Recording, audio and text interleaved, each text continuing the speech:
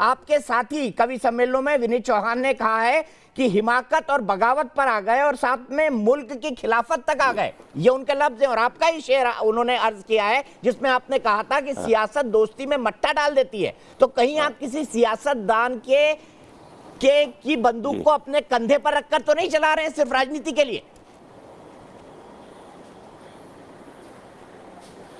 देखिए, ऐसा है दीपक, आप हमारे छोटे भाई हैं और हम आपको आपसे ज़्यादा पसंद करते हैं, आपसे ज़्यादा मोहब्बत करते हैं। तो ये आपको ये मालूम है कि हम किसी सियासी पार्टी के आदमी नहीं हैं। हमारा किसी पार्टी से कभी कोई लेना देना ही नहीं रहा, जायज़ और नाजायज़ कोई ताल्लुक़ नहीं रहा। हमारी अपनी अलग राय है, अलग सोच है। ये हो सकता है हमारी राय कहीं से गलत हो, ये जो भी हो, ये मैं ये नहीं कहता कि मैं जो कह रहा हूँ वो हक बहक सच है, लेकिन ये है कि मेरी अपनी राय है। मैं अपनी राय पे किसी दूसरे की राय क्यों ला दूंगा? अगर मैं कोई बात कह रहा हूँ तो उसका ये मतलब बिल्कुल ना निकाला जाए साहब कि मुझ पर किसी अनिस्टर मनिस्टर ये वो, आप जानते हैं इन सब से तो हम बहुत परे हैं, हमारी कोई इसमें दिलचस्पी ही नहीं है।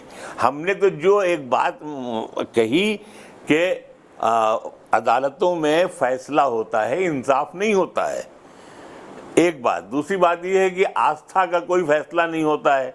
अदालत क्या फैसला करेगी? आस्था तो दिलों का मामला है ना। हम तो ये कह रहे हैं, हमने तो ये बहुत कही ये बात कि भाई अदालत को चाहिए था कि दोनों पक्ष को उठा के बंद कर देता कि भाई जाइए आप लोग वहीं रहिए, अयोध्या में तय कीजिए कहाँ मस्जिद बनेगी, कहाँ मंदिर बनेगा।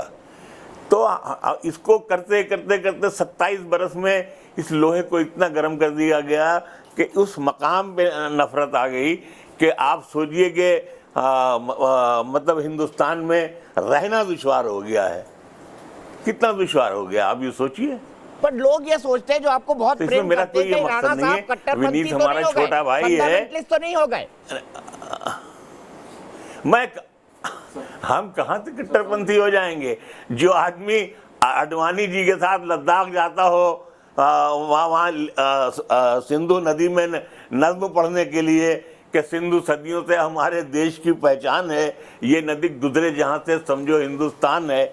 जो आदमी रोज़ा खोलता हो जाकर के दिल्ली के केशव कुंज में, जो आदमी मंदिरों में घूमता हो, जो मथुरा में जाकर के राम बड़े ठाकुर के यहाँ शायरी सुनाता हो, उसको आप कैसे कह सकते हैं कि वो कट्टरपंथी हो जाएगा, ये हो जाएगा? हम तो, हमारी बदनसीबी तो ये है कि हमसे मुसलमान भी नाखुश हो, हिंदू भी नाखुश। बस खराबी ये है कि हम सच बोल दिया करते हैं।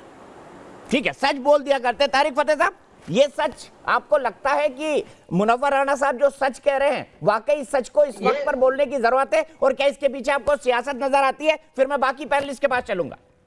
ये पिछले 1000 साल से सच बोल रहे हैं और अपने आप को सैयदों और शेखों और अशरफों के अंदर रख के दिल्ली पे हुकूमत करके हिंदू को नीचा बता के खुद फिर डिफेंस पे जब आते हैं तो कहते हैं हम तो कुछ नहीं कर रहे, सच बोल रहे हैं। भाई एक सेकंड, मुनव्वर राणा साहब जैसे इतने पढ़े लिखे इंसान है कादरी साहब, अब क्यों मेरा मुंह खुलवा रहे हैं? सुन लीजिए उनकी बात को। तारिक फतेह साहब की आवाज जाएगी सिर्फ। कादरी साहब आपके पास भी आ रहा हूं।